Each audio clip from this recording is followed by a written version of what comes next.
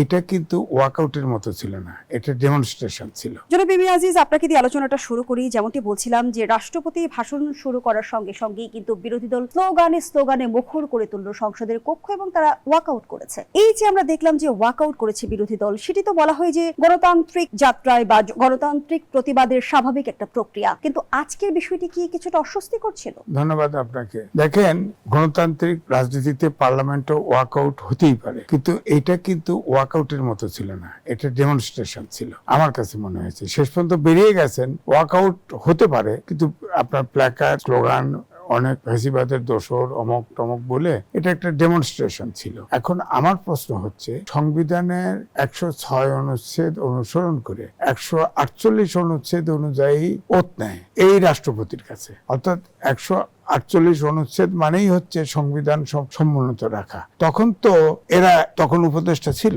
এনসিপির এরা উপদেষ্টা ছিল না? ছিল তো। তখন তো রাষ্ট্রপতি ছিল, এবং রাষ্ট্রপতি এখন ধরেন স্পিকার নাই, প্রধানমন্ত্রী নাই, ডেপুটি স্পিকার নাই, একমাত্র রাষ্ট্রপতি আছে। রাষ্ট্রপতিকে আপনাদের কালের কণ্ঠে সাক্ষাৎকার ছাপা হয়েছে, সেইখানে সাক্ষাৎকারে তো বলেছে তাকে তো অনেকবার উড়িয়ে দিতে চেয়েছে, তাড়িয়ে দিতে চেয়েছে, এবং তিনি সাক্ষাৎকারে বলেছেন বিএনপি এবং 3 বাহিনী তাকে প্রোটেকশন দিয়েছে, তাকে রক্ষা করেছে, অর্থাৎ যাতে সাংবিধানিক শূন্যতা না তৈরি হয়, এই জন্য রাষ্ট্রপতিকে রাখা হয়েছে। ধরেন সুপ্রিম কোর্টের রেফারেন্স নিয়ে 106 অনুচ্ছেদ অনুযায়ী এই অন্তর্বর্তীকালীন সরকার 148 অনুযায়ী ওত নেয়, তার মানে এটা সাংবিধানিক সরকার। সাংবিধানিক সরকার রাষ্ট্রপতি তো আছে, এবং রাষ্ট্রপতির বিকল্প নাই তো।